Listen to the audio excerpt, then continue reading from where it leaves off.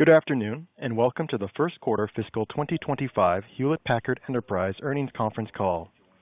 At this time, all participants will be in a listen-only mode. We will be facilitating a question-and-answer session towards the end of the conference. Should you need assistance during the call, please signal a conference specialist by pressing the star key followed by 0. As a reminder, this conference is being recorded for replay purposes. I would now like to turn the presentation over to your host for today's call, Paul Glaser, Head of Investor Relations. Please go ahead, sir. Good afternoon. I am Paul Glaser, Head of Investor Relations for Hewlett Packard Enterprise.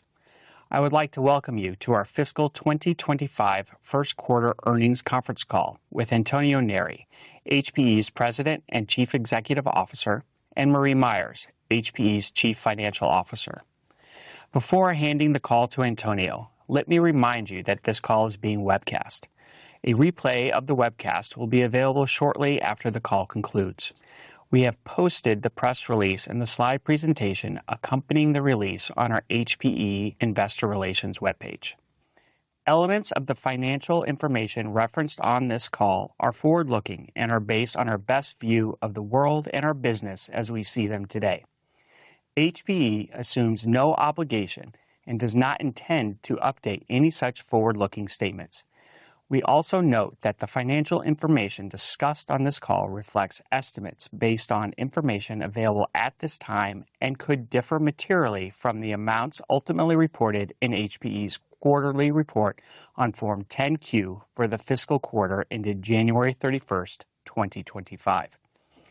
For more detailed information, please see the disclaimers on the earnings materials relating to forward-looking statements that involve risks, uncertainties, and assumptions. Please refer to HPE's filings with the SEC for a discussion of these risks. For financial information we have expressed on a non-GAAP basis, we have provided reconciliations to the comparable GAAP information on our website. Please refer to the tables and slide presentation accompanying today's earnings release on our website for details. Throughout this conference call, all revenue growth rates, unless noted otherwise, are presented on a year-over-year basis and adjusted to exclude the impact of currency. Finally, Antonio and Marie will reference our earnings presentation in their prepared comments. With that, let me turn it over to Antonio. Thank you, Paul. Good afternoon, everyone. Before I share my comments on our Q1 performance, I would like to start by addressing the recent decision of the Department of Justice to file a lawsuit seeking to block our proposed acquisition of Juniper Networks. The DOJ's analysis of the market is fundamentally flawed. We strongly believe this transaction will positively change the dynamics in the networking market by enhancing competition. HPE and Juniper remain fully committed to the transaction, which we expect will deliver at least $450 million in gross annual run rate synergies to shareholders within 3 years of the deal closing. The court has set a trial date of July 9th. We believe we have a compelling case and expect to be able to close the transaction before the end of fiscal 2025. As you know, the U.S. administration enacted tariffs on imports from Mexico and Canada, with increased tariffs on imports from China beginning March 4th. In anticipation of this decision, we have been evaluating numerous scenarios and mitigation strategies since December to assess the potential net impact. We intend to leverage our global supply chain to mitigate aspects of the expected impact, with pricing adjustments also expected. Pending further announcement from the U.S. administration, our outlook for the balance of the year reflects our best estimate of the net impact from this tariff policy. Marie will provide more details shortly. Turning to our Q1 performance, we delivered against our commitments for the quarter, including achieving strong double-digit year-over-year revenue growth. However, we could have executed better. While our Q1 operating profit outlook anticipated increased pressure on our server operating margins, 3 factors impacted our profitability more than expected. Near the end of the quarter, we saw that our traditional server pricing did not adequately account for the valuation of our inventory, which resulted in incremental server margin pressure. Higher discounts due to aggressive pricing competition in the market compounded this issue. And finally, our server margins were further pressured by the higher than normal AI inventory caused by the rapid transition of demand to next-generation GPUs and related components. We have already implemented aggressive actions to address these issues and are already seeing the positive effects of doing so. However, we do expect to see continued pressure over the next 1 to 2 quarters before we realize the full benefit of these measures, including expected higher AI revenue conversion. Looking ahead, we see additional opportunities to take incremental corporate cost actions to further strengthen our financial profile. We plan to reduce our employee base 5% over the next 12 to 18 months through the reduction of approximately 2,500 positions and expected attrition. Doing so will better align our cost structure to our business mix and long-term strategy. These are not easy decisions to make, as they directly affect the life of our team members. We will treat all those transitions with the highest level of care and compassion. I will touch on a few highlights from the quarter, and Marie will go through each segment in greater financial detail.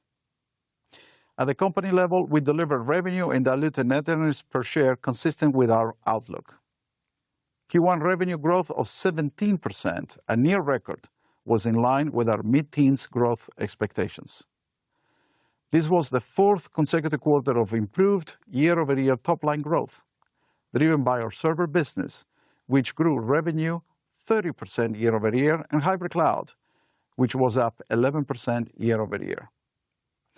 Non-GAAP operating profit dollars in the quarter were flat year-over-year. That resulted in non-GAAP diluted net earnings per share of 49 cents, consistent with our Q1 outlook range. We are pleased by the performance of Intelligent Edge, which recorded 2% quarter-over-quarter revenue growth, the 3rd consecutive quarter of sequential revenue growth for the segment. With the market continuing its positive path to recovery, we delivered double-digit year-over-year orders growth across all key geographies and key products, including campus switching. During the quarter, HPE Aruba Networking attracted new large enterprise logos, underscoring the confidence our customers in our strategy, product portfolio, and roadmap. Hybrid cloud grew 11% year-over-year, although down sequentially, following an exceptional Q4. The growth shows our storage and GreenLake cloud product strategies are working. Demand for our Alletra storage MP was up triple digits year-over-year and now represents greater than 50% of our IP block product orders. GreenLake remains a key differentiator, enabling HPE to capture new enterprise hybrid cloud and AI workloads and data. We finished Q1 with more than 41,000 enterprises using HPE GreenLake Cloud. And AIR surpassed $2 billion for the first time, up 46% year-over-year. In AI, we continue to see strong demand from model builders and service providers. We booked $1.6 billion in new AI system orders in the quarter, bringing our cumulative AI system orders to $8.3 billion. The Blackwell GPU generation of products represented approximately 70% of our new order intake in Q1. We exited the quarter with $3.1 billion in AI systems backlog, up 29% quarter-over-quarter, and our pipeline remains multiples of our backlog. On the revenue front, we delivered $900 million in AI systems revenue in Q1. As we have said before, the AI systems business tends to be lumpy, as large deals take time to convert. We expect significantly higher AI revenue conversion in the second half of 2025, driven by the transition to Blackwell GPUs. We're proud to have achieved a new milestone 3 weeks ago, when we announced the shipment of our first NVIDIA GB200 systems. In the enterprise AI market, we saw an accelerated adoption of a variety of AI models, including agentic AI approaches in specific market verticals and workflows. In Q1, our enterprise AI orders increased 40% year-over-year, driven by higher conversion from the proof of concept phase. An example is KDDI, who in partnership with HPE designed and implemented a platform which will be used both internally and externally to develop, to train, and tune Japanese generative AI models for domain-specific use cases. Our enterprise AI pipeline continued to grow with customers continue to validate their use cases on our private cloud AI solution powered by GreenLake Cloud. We see broad and increased interest from sovereign customers globally. Sovereign customers are deploying both AI systems for the development of sovereign generative AI large language models and supercomputing systems for simulation and modeling using AI. Recently, the Leibniz Supercomputer Center at the Bavarian Academy of Sciences and Humanities selected HPE to build their new supercomputer called Blue Lion. It features HPE innovations, including our industry-first 100% fanless direct liquid cooling infrastructure with our Slingshot networking fabric. Lastly, HPE and Accenture are collaborating on a new agentic AI solution for procurement, powered by Accenture AI Refinery with our private cloud AI offering. This new solution will be deployed across HPE's category and sourcing strategies, spend management, strategic relationship analysis, and contract obligation management. Shifting to the innovation front, I am proud of our new and differentiated products and services we continue to bring to market to fuel the success of our customers and growth of our business. For example, in Intelligent Edge, we announced new vertical solutions for retailers to accelerate security-first AI-driven networks. These solutions provide intelligent edge processing for IoT data in real time, improving security, operational efficiencies, and customer experiences for retailers.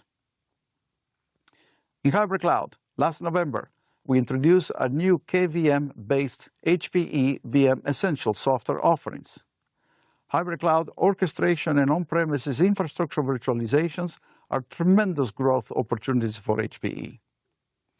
Our new VM Essentials enables customers to deploy a more cost-effective virtualization solution than VMware, with full hybrid cloud orchestration. Since its launch, we have had hundreds of customers in trials demonstrating strong market interest and excitement. We are in the process of integrating our VM Essentials into our private cloud offerings. We also continue to offer it as a standalone software on HPE and multi-vendor infrastructure. In storage, we are very pleased with our triple-digit year-over-year orders growth in our Alletra MP portfolio. This validates our strategy to provide customers a disaggregated data infrastructure with subscription-based hybrid cloud-native services. Alletra MP now offers block and fast objects, supporting a variety of data workloads, including AI. This reduces customers' need for multiple infrastructure purchases and management.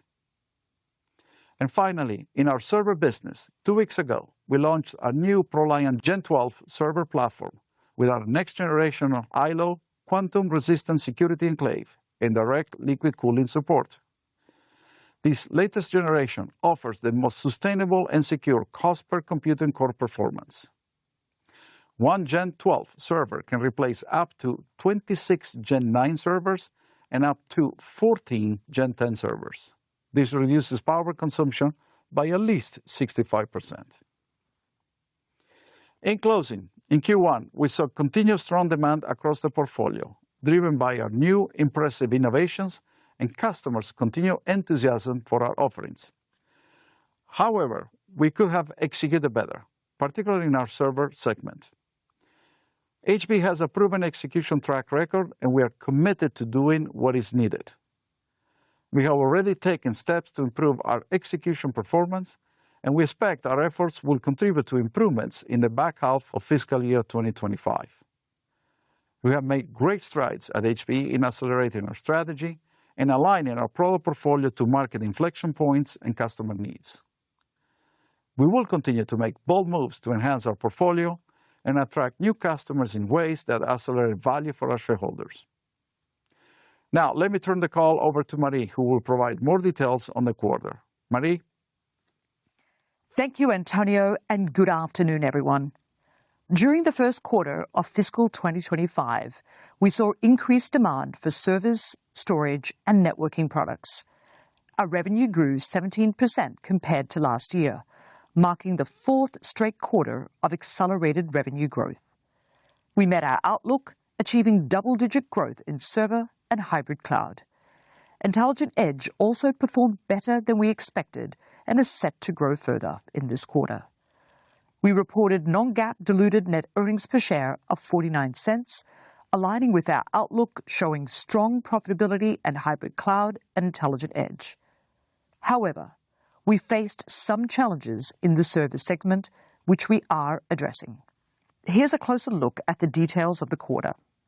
Our first quarter revenue was $7.9 billion, up 17% year over year, but down 7% quarter over quarter, reflecting typical seasonality and lower AI systems revenue.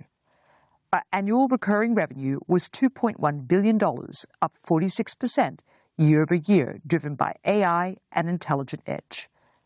Non-GAAP gross margin was 29.4%, down 680 basis points year over year and 150 basis points quarter over quarter. On a year-over-year basis, gross margin was impacted by a higher mix of server revenue and lower contribution from Intelligent Edge. And we faced challenges in server that pressured margin both year over year and sequentially. Non-GAAP operating margin was 9.9%, down 160 basis points year over year and 120 basis points sequentially, primarily due to headwinds in gross margin. Operating margin partially benefited from a 9% decrease in non-GAAP operating expenses, reflecting lower variable compensation and continued cost discipline.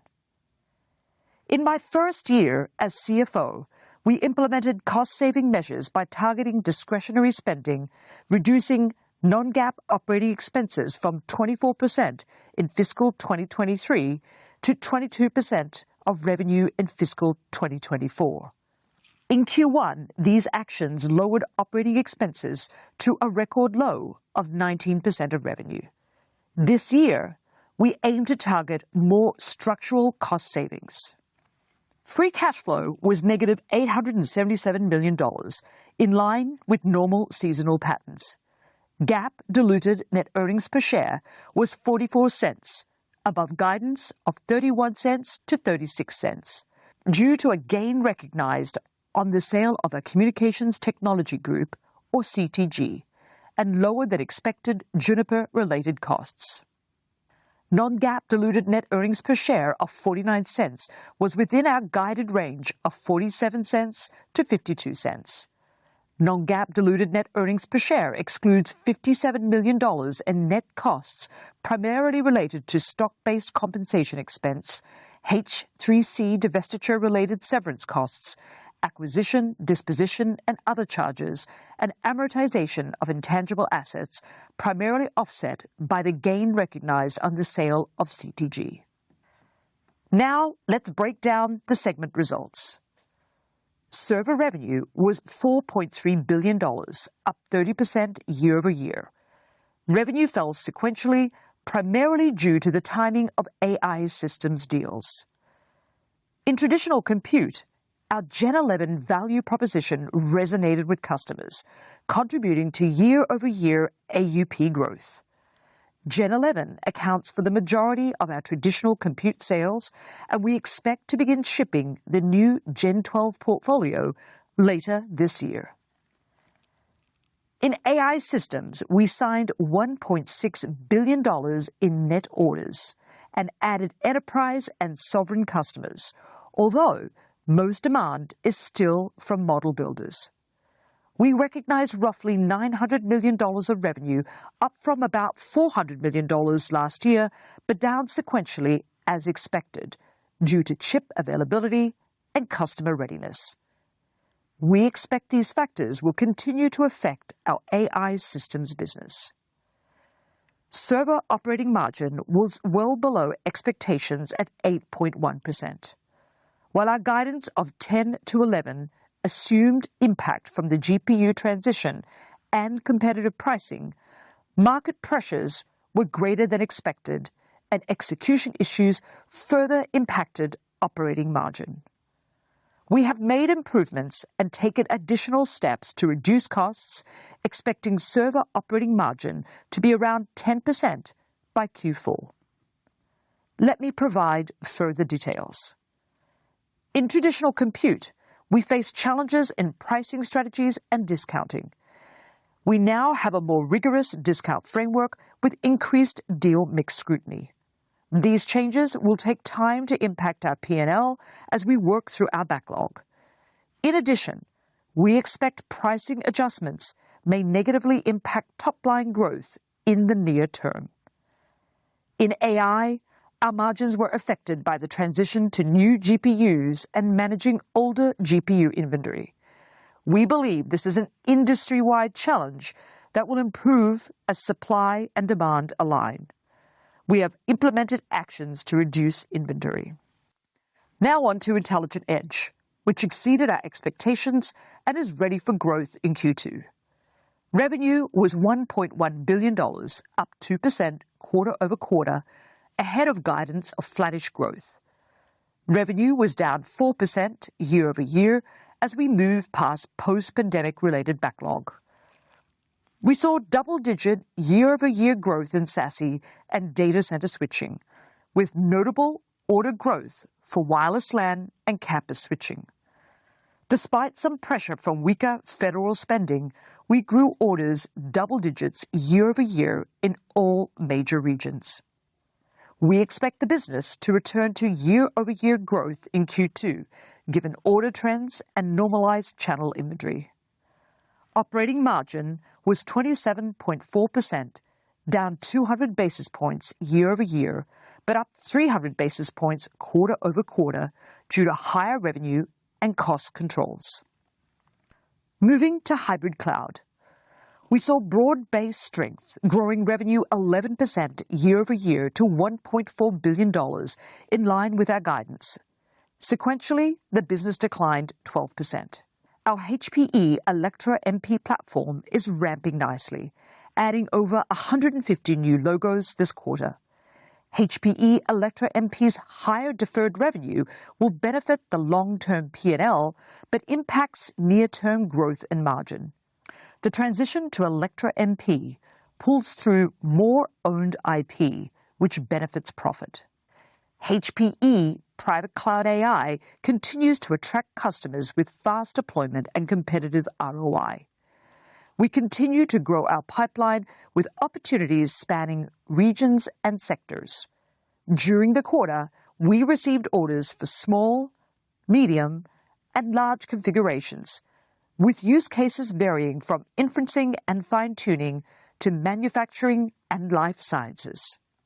Hybrid cloud operating margin was 7%, up 300 basis points year over year, primarily due to cost controls, but down 80 basis points sequentially. Lastly, financial services. Our financial services business generated $873 million of revenue, up 2% year over year and flat quarter over quarter. Financing volumes decreased 14% year over year to $1.2 billion after a record high last quarter. Our Q1 loss ratio was 0.6%, and return on equity totaled 16.4%. Operating margin was solid at 9.4%, up 90 basis points year over year and up 20 basis points quarter over quarter. Moving to cash flow and capital allocation. Reflecting normal seasonality, we consumed $390 million of operating cash flow in the quarter, and free cash flow was an outflow of $877 million. Inventory totaled $8.6 billion at the end of the period, up $767 million quarter over quarter, primarily to support AI systems orders signed during the quarter. We are focused on reducing inventory levels to normal ranges. Q1 cash conversion cycle was positive 5 days, up 17 days from last quarter, primarily due to an increase in the days of inventory to support purchases for AI systems, partially offset by an increase in days payable due to timing of vendor payments. We returned $171 million through dividends and $52 million via share repurchases to common shareholders, respectively. Overall, the quarter was within our guidance, but given the performance in server, we took immediate actions to limit hiring, travel, and discretionary expenses. We also decided to take further actions in the form of workforce reductions and attrition management to better align our cost structure with the current business needs. This tough decision will help streamline our organization, improve productivity, and speed up decision-making. We will support affected team members with resources and assistance during this transition. We expect to achieve at least $350 million in gross savings by fiscal 2027, with about 20% of the savings achieved by the end of this year. The timing of reductions will vary by geography. Total cash charges will be around $350 million through fiscal 2026. These savings are in addition to the synergies we will realize after closing the Juniper acquisition. Before I get into the details of our guidance, let me first provide some context. Recent tariff announcements have created uncertainty for our industry, primarily affecting our server business. We are working on plans to mitigate these impacts through supply chain measures and pricing actions. Through these efforts, we expect to mitigate to a significant degree the impact on the second half of the year and to a lesser extent the impact on Q2 as it takes time to implement mitigations. The guidance we are providing today reflects our best estimate of the impacts of the March 4th tariffs and our mitigation plans. Also, because we now expect to close Juniper by the end of this fiscal year, we will provide full-year standalone guidance. For fiscal 2025, we expect constant currency revenue growth of 7 to 11%, with revenue weighted towards the second half. We estimate currency impacts of around 150 basis points. By segment, we expect Intelligent Edge will grow sequentially through the year, equating to year-over-year growth in the mid-single digits. For hybrid cloud, revenue is expected to grow in the high single digits. And for server, we anticipate revenue will slow to low double-digit growth, with AI systems revenue ramping meaningfully in the back half. In addition, we expect to see more pronounced server seasonality in Q3 given the expected timing of AI shipments. Our outlook assumes non-GAAP gross margin will be below 30% for the full year, with quarterly rates impacted by the timing of AI systems deals. We expect full-year non-GAAP operating margin of around 9% at the midpoint, but we expect to exit the year approaching normal ranges.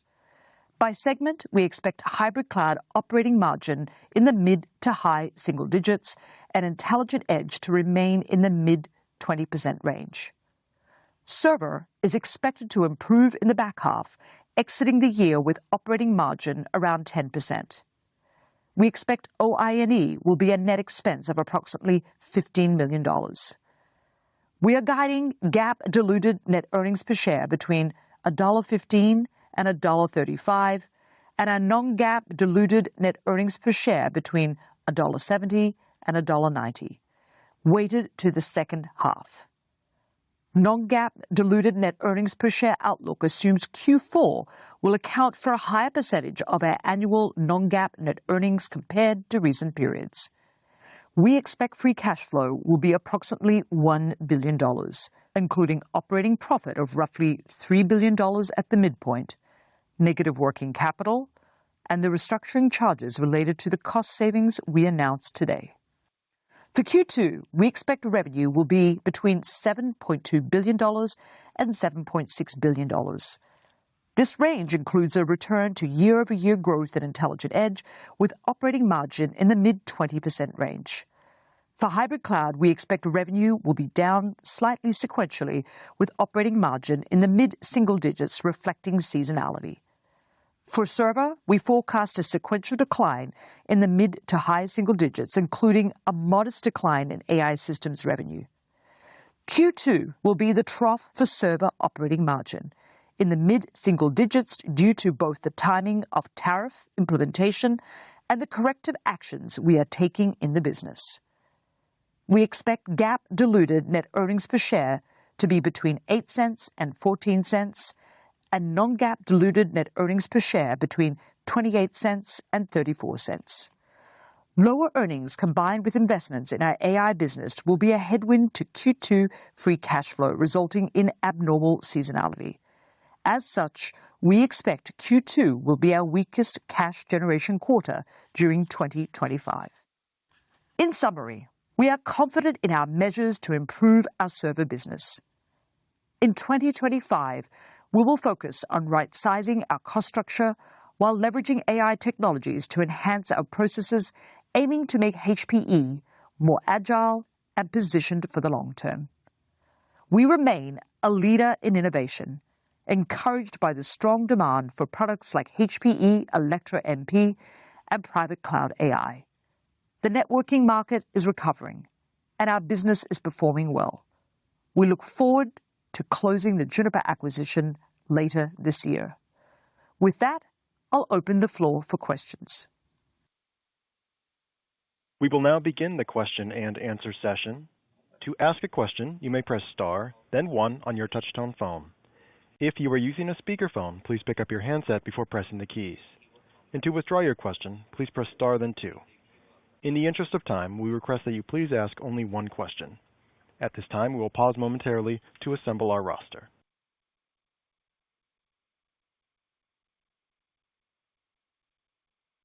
And your first question today will come from Meta Marshall with Morgan Stanley. Please go ahead. Great, thanks. Appreciate the question. Marie, it sounds like you anticipated some of the pricing pressure kind of on the GPU market when you gave the original 10 to 11% operating margin guidance. But I just wanted to get a sense of the 250 basis point shortfall. How much of that was CPU versus kind of pricing, inventory, additional pricing and inventory on GPUs? Thank you. Yeah, hi, Meta, and thanks for your question. I think you're referring to Q1, so I'm going to answer you in terms of the Q1 actuals. So as you know, in our original guide, we actually had 10 to 11% for server, and that did actually include some of the pressures that Antonio mentioned in his prepared remarks in terms of the AI GPU transitions. However, the magnitude of that impact was greater than we expected. And what I would say was unanticipated was the pricing challenges that we experienced in traditional compute. That was not in our Q1 guide. So hopefully that gives you some context there, Meta. And your next question. Thank you. And your next question today will come from Aaron Rakers with Wells Fargo. Please go ahead. Yeah, thanks for taking a question. Just kind of building on Meta's question there.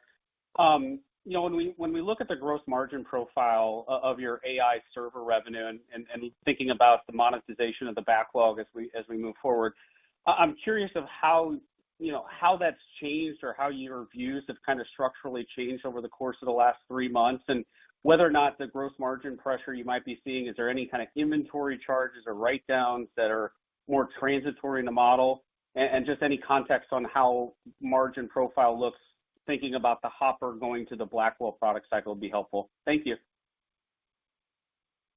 Yeah, thanks, Aaron. This is Antonio. So when I think about the AI market again and the AI margin in that context, I see 3 segments, right? So you talk about the service provider, model builders. They lead with time to market with the latest technologies. And that's why in Q1, we saw a quite significant amount of orders on Blackwell. In fact, I think I said 70% of the mix of the $1.6 billion was Blackwell. When you go to the other 2 segments, the sovereign and the enterprise AI, that's not the case. They go with a combination of prior technologies and maybe new technologies in the sovereign, and an enterprise market definitely is N-1 or even -2 for that matter. And so that's why that inventory in the AI that was higher than normal is because now will take a little bit longer for us to basically transition that inventory as we go through the other 2 segment consumption, while the service providers and the model builders will shift much more quickly into the latest technologies. And that working capital, because in the end, it's all working capital pressure, is not so much the margin pressure of what you sold when, is what compounded the issue in our Q1. And it will take, like we said, 1 or 2 quarters to convert that backlog, the $3.1 billion, into revenue, plus new orders are coming in, and then return the traditional server business to the what I would call more normal operating margins, because that was mostly impacted by the what I call the higher discounting, and that one-time thing, we would call it the value of our inventory itself. Okay. Thank you, Aaron. Next question, please. Your next question today comes from Wamsi Mohan with Bank of America. Please go ahead. Yes, thanks for the question. Your guidance implies over $2 billion year-on-year growth in revenue, but at the midpoint, almost a $150 million year-on-year decline in operating profit dollars. So can you just help us think through how much of operating profit dollar headwind you are baking in explicitly from your tariff assumptions? And if you could bridge that similarly for free cash flow on a year-on-year basis, where you're going from north of $2 billion to $1 billion, how much of that is tariffs versus competitive pricing versus inventory? That'd be helpful. Thank you.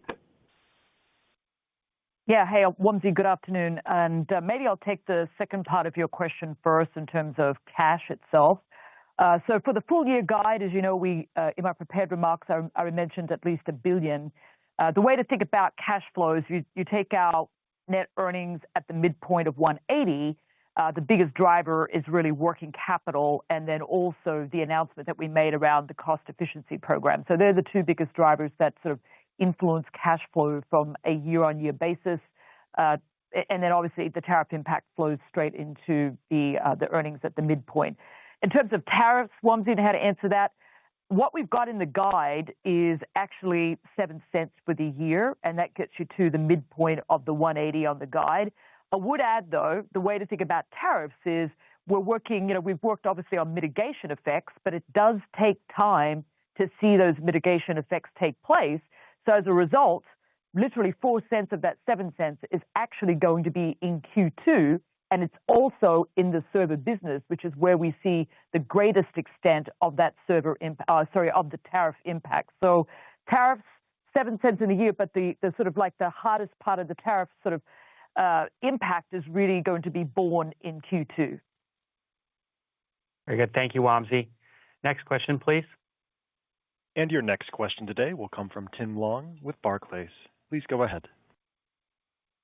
Thank you. Sorry to keep beating the AI server horse here, but maybe Antonio, just on the strategy side, just curious. It seems like from the outside, a year and a half, 2 years ago, some of your peers were really chasing model builders, lower gross margin business. You guys seemed much more focused on supercompute and areas that had better margin to it. It seems like that strategy has changed, and now HPE is more willing to get into some of these lower margin businesses like the GB200, NVL72. I imagine it's very low gross margin. What's with am I right in that strategy change? And in the future, should we expect that chasing the model builder business may never get better on a gross margin basis? So that might be something that's more challenging to continue to compete in if we're going to be talking single-digit gross margins for that. Thank you. Yeah, thank you, Tim. So, no, our strategy has not changed. If you look at the Q1 performance on our server operating margins, it was not particularly driven by the AI gross margins or operating margins in many ways of the pricing of the deals.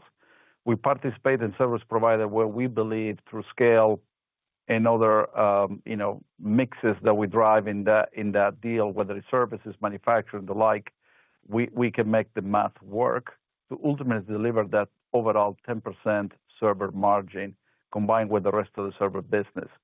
What was different in Q1 for us was, again, the higher than anticipated discounting on the traditional server business, and the fact that, unfortunately, this is on us. It's the bad news, good news in many ways, right?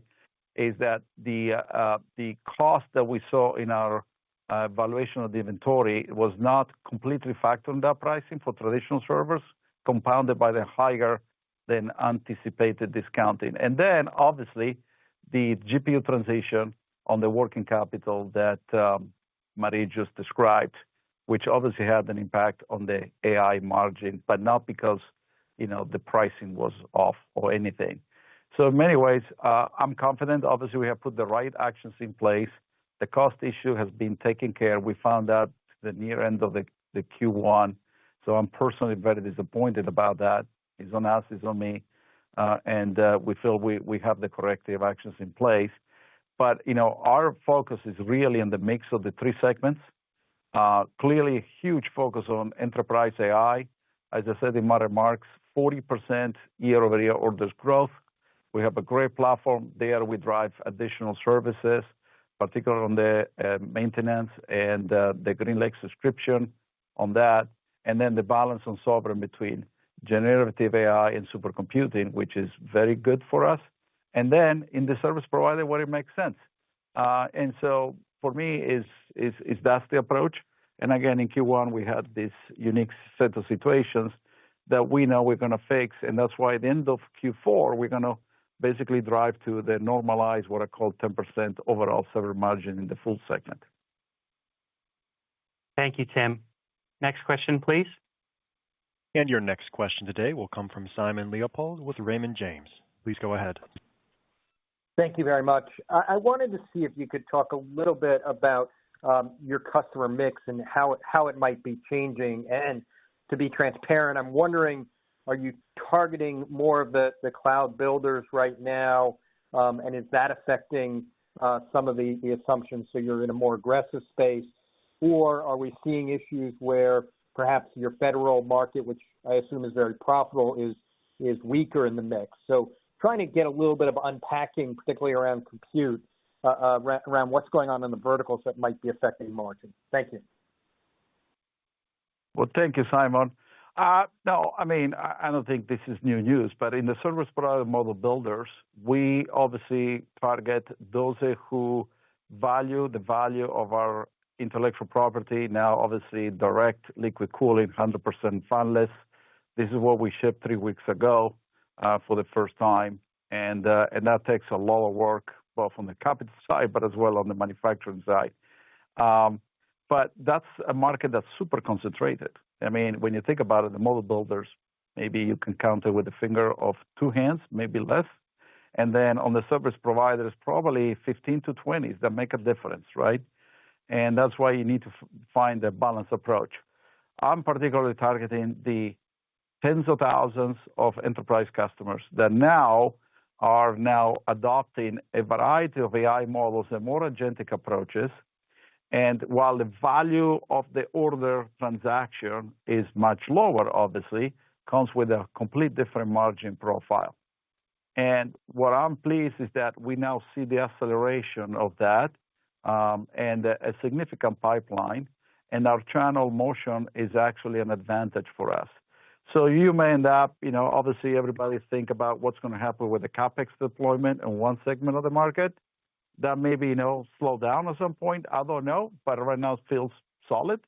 And then a growth on the enterprise, which will benefit our mix between the segments. And in between, the sovereign, right? When you think about a sovereign, when it comes down to supercomputers, I think we win 3 out of 4 very easily.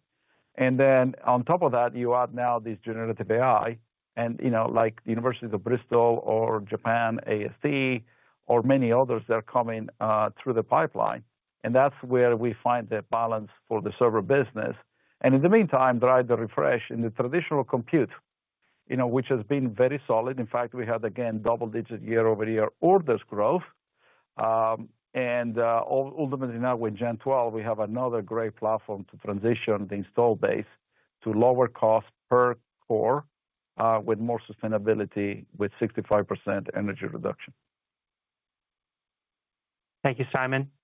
Next question, please. Your next question today will come from Amit Daryanani with Evercore. Please go ahead. Yep. Thanks for taking my question. I guess, Antonio, Marie, if I look at the fiscal 25 guide that you folks are giving out right now, it sort of implies that, revenue growth will be close to double digits, 9.5%, 10% in the back half of the year. And at the same time, I think you're implying about $1 EPS in the back half. So that would, I think, mathematically get to about a 250 basis points step up in operating margins in H2 versus the Q2 levels. Can you spend some time on what's giving you the confidence that A, revenues will actually snap up this way, and then B, if the revenues are really going to snap up with AI servers, how do you get that sort of operating margin expansion in the back half of the year? Yeah. So good afternoon. Let me take that one there, Amit. So first of all, in terms of the back half, you're correct. We are very weighted in terms of both revenue and profitability in the back half, and it's not that dissimilar to fiscal 2024. A couple of things to bear in mind. As I said in my prepared remarks, we do see the timing of AI systems sort of moving into the back half as well, so that will drive some of the revenue to the point that you just raised. And then secondly, I would say this in terms as you think about profitability and the fact that I think we said in the prepared remarks, we do expect our server business to exit the year in around about the 10% range as well. The factors underpinning that are obviously three sort of critical areas. One, the actions that Antonio referred to around server execution. You'll see those impacts. Obviously, they trough in Q2, and they will continue to flow through the P&L in Q3 and Q4. Secondly, we would have had time to mitigate tariffs, so that's another contributor as well. And then third, we will see the impact of the cost efficiency program. So it's really those three drivers that will sort of influence profitability. And then finally, like I said, just reiterating just the timing of AI systems, which really, those deals, as we've said in the past, are very lumpy, and they sort of obviously can drive a sort of different seasonality in terms of your quarterly revenue. So bear all that in mind when you think about the guide, but essentially Q4 is really going to account for a higher percentage of our full year earnings compared to what you've seen in terms of some of our recent years. I will add only one more thing to what Marie said, is the fact that our networking business will continue its recovery, right? Again, we talk about 3 consecutive quarters of sequential growth, supported by now double digits orders growth on a year-over-year basis. So this was the last quarter, technically, that we lapped the higher compares. And then from here on, right, we expect it to be in the mid-single digits revenue growth for the balance of the year. So that's why, and that obviously comes with a complete different profile. And as you know, in Q1, we delivered 27% operating margins. And that's a big opportunity for us. And that's why we are also committed to the Juniper deal, because the combination of the two will accelerate the profit recovery later when the deal close, in the back of probably Q4, and then obviously in 2026. Thank you for the question, Amit. Next question, please. And your next question today will come from Samik Chatterjee with JP Morgan. Please go ahead. Yep. Hi. Thanks for taking my question. I guess, Antonio, Marie, you're talking about the mitigation efforts that you're doing in relation to the tariffs. I was curious, how should I think about the sort of focus relative to supply chain flexibility versus pricing to mitigate the impact of tariffs? Which one is sort of the bigger focus here going into the back half? And particularly when it comes to pricing, how are you thinking about sort of the level of confidence in taking pricing, particularly when you're mentioning certain end markets where discounting is more aggressive than you thought? And how should we think about the sort of level of visibility or confidence into getting those pricing actions done without really impacting demand? Thank you. Yeah. So first of all, we have a very holistic and global supply chain, which allows us to mitigate some of the impact of the tariffs. We build products around the globe close to the customer, because obviously we need to be close to them to meet the turnaround times that they require. But we're able to shift productions from one side to the other side because of our flexibility that we have. Separately, on the pricing side, no question, we will adjust pricing accordingly while we continue to drive that working capital down per the comments Marie made. and therefore create more flexibility in our pricing as we manage discounting more tightly. What I don't know, and this is best guess for everyone, what the overall tariffs increases and how that materialize in the end in the market will do to demand, maybe in the second half of the year. But we are confident in our revenue guide that we provided, which I think one of your colleagues spot on, that 9.5 at the midpoint, which is very high for us, right? In the very, very high single digits, perhaps even double digits. And we feel good about that. It could impact maybe some aspects, but overall, that range is very comfortable for us at this point in time.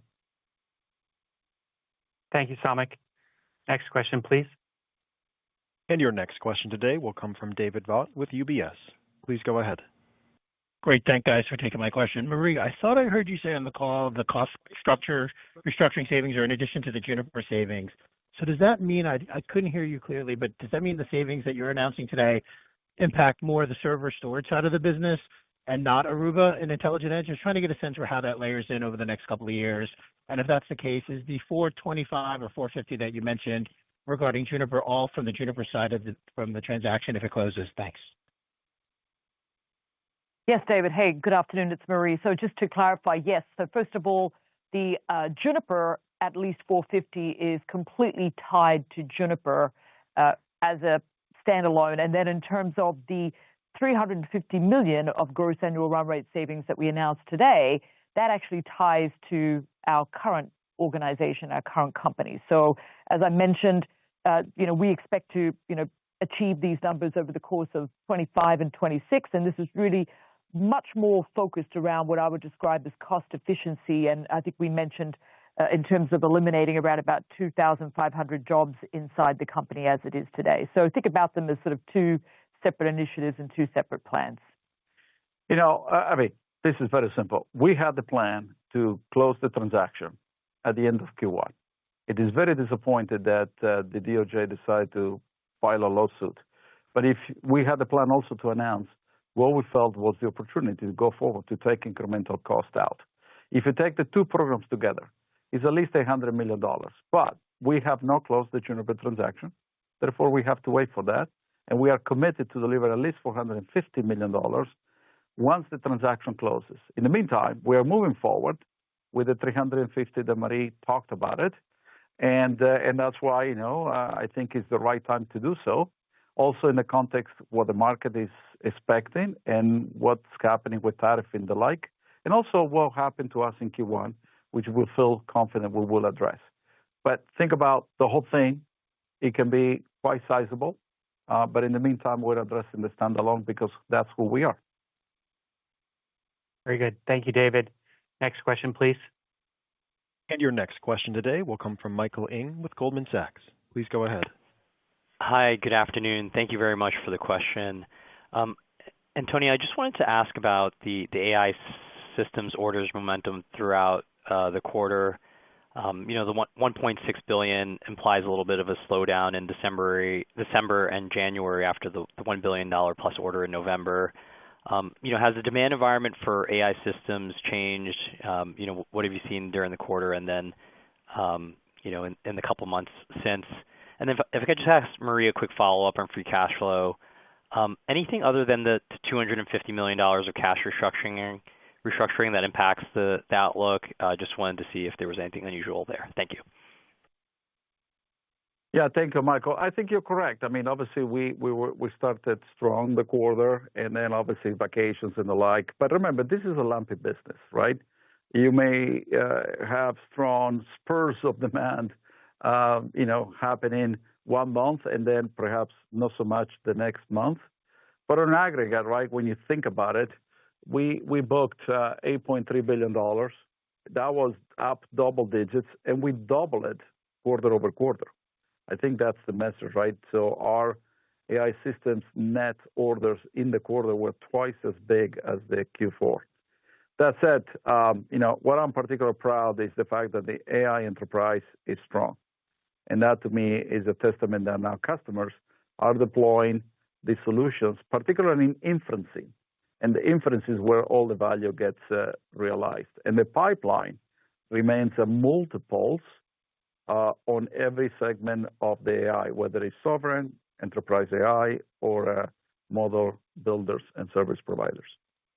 And just to clarify on the cash flow, the number actually for 25 is 400 million, 250 which comes from the cost efficiency program that we just announced. And we also have some carryover from prior period restructuring programs. So that's what gets you to 400 in terms of the cash flow that I did earlier. Thank you, Mike.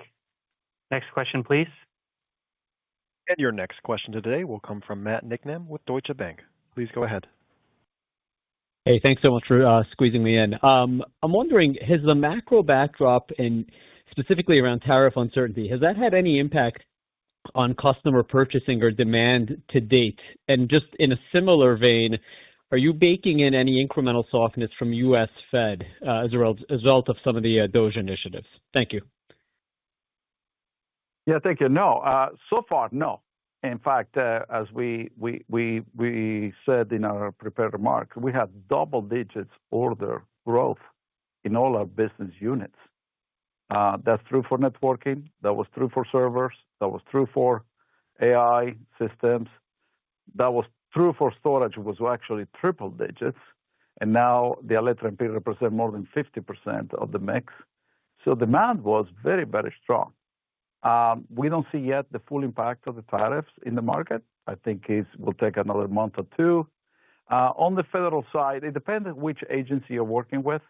So far, not a significant slowdown, but remember, the HPE company provides core tech infrastructure for the Department of Defense and Department of Energy and many agencies that provide national security of sorts.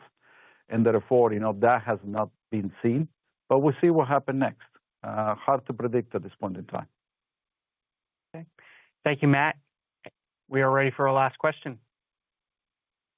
And your last question today will come from Ananda Baruah with Loop Capital. Please go ahead.